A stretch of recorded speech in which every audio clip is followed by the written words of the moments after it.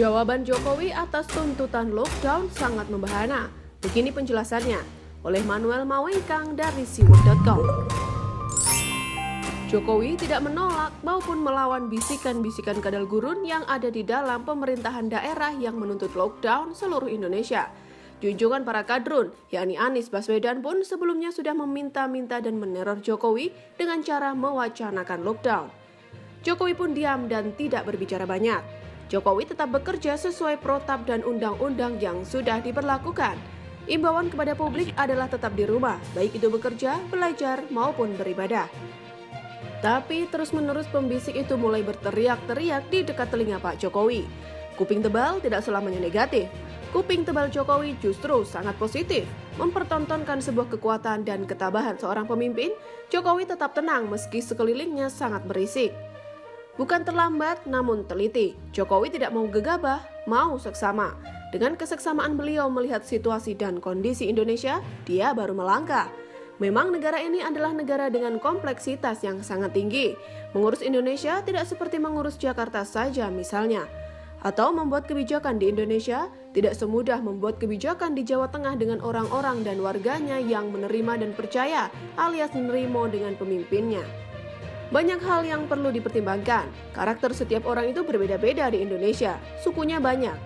Maka dalam menjawab tuntutan lockdown yang diteriakkan oleh para kaum pemuja Dr. Tirta dan HTI Felix Xiao dan FPI Rizik, Jokowi malah memberikan sebuah tindakan yang sangat ekstrim pada waktu yang sangat sempurna. Tepat setelah mereka terbongkar satu persatu kedoknya, Jokowi mulai bergerak. Jokowi bukan seperti tim sepak bola Belanda yang memainkan strategi total football, menyerang terus-menerus tanpa ampun.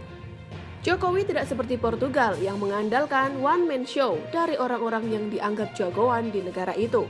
Saya tidak mau sebut siapa, kalian pasti sudah tahu. Jokowi adalah sosok pengamat, dia tahu kemenangan ada di pihaknya jika ia tidak gegabah.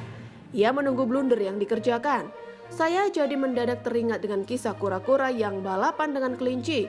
Jokowi ini ibarat kura-kura yang terus menjalankan pertandingannya dengan konsisten. Para kadrun HTI, FPI, Wanabut, dan Dokter Bunglon Rambut Ungu menganggap si kura-kura Jokowi dengan amat remeh. Mereka yang awalnya koar-koar lockdown pun akhirnya blunder. Voice note dibongkar digembok. Lockdown untuk rusuh pun terbongkar. Anggap remeh adalah kekalahan awal. Saat mereka terkapar tak berdaya, Jokowi langsung berlakukan pembatasan sosial skala besar. Tempurung pertahanan diperkuat, tambah darurat militer. Kalau darurat militer, selesai para kadal gurun itu. Dan Jokowi, si kura-kura itu hanya perlu maju dengan konsisten, yang pertahanan tempurungnya sudah sangat kuat. Inilah jasa Jokowi untuk Indonesia. Sulit membayangkan jika bukan Jokowi yang menjadi pemimpinnya. Joko Widodo bukan orang yang panikan dan panjat sosial kayak si Tirta itu. Lockdown pun akhirnya diberlakukan dengan strategi yang sangat cantik. Jokowi tentu tidak sendirian. Dia tentu diberikan pandangan oleh para pembisik yang lebih baik. Siapa mereka? Kesembilan dewan itu. Sebut saja mereka perwira songo yang memberikan pertimbangan matang-matang untuk Jokowi. Para perwira songo itu adalah Pak Wiranto, Opa Darto, Om Agung, Encek Dato Sri Tahir, Ibu Putri Kuswisnuwardani, Habib Lutfi Yahya, Bang Mardi, Bang Arvin, dan Pak Soekarwo. Kesembilan orang ini adalah orang-orang yang ada di belakang Presiden Joko Widodo. Memberikan masukan dari sisi politik, bisnis, agama, budaya, ideologi, dan ketentaraan adalah sebuah sistem yang dikerjakan oleh Jokowi. Jadi kalau berharap cepat, Jokowi bisa berlari seperti kelinci. Tapi tujuan Jokowi dalam memimpin bangsa Indonesia bukanlah berlari cepat, tapi berjalan jauh. Kalau berjalan cepat, berlarilah sendiri. Namun kalau mau berjalan jauh, bergandenganlah satu sama lain. Strategi Presiden Jokowi sangatlah brilian, timing yang sangat tepat, mengambil keputusan yang tepat dalam waktu yang tepat.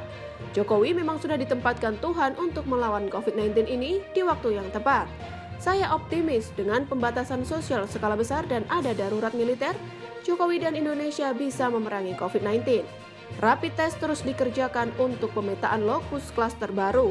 Kemudian, apa yang bisa dilakukan? Membuat kurva penambahan kasus menjadi rata.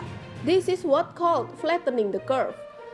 Orang yang paling berbahaya adalah orang yang tidak pernah terlihat mengambil posisi. Salah satunya adalah HTI. Orang-orang HTI tidak pernah meneriakkan ganti presiden saat Pilpres 2019 silam. Tapi orang-orang HTI tetap diam dan mereka menggunakan teriakan ganti sistem. Ini jauh lebih berbahaya. Mereka awalnya menunggangi demokrasi, berteriak-teriak untuk suara mereka didengar, menganggap diri sebagai pembantu pemerintah atas nama demokrasi. Tapi setelah suara mereka didengar, dalam kasus ini lockdown ala kadrun, mereka mulai merongrong demokrasi. Untung saja Prabowo kalah, kalau dia menang, dia mudah didompleng. Masa lalunya ngeri, tapi ini strategi yang sudah bisa dibaca oleh Jokowi. Terima kasih Pak D. Begitulah Brilian-Brilian.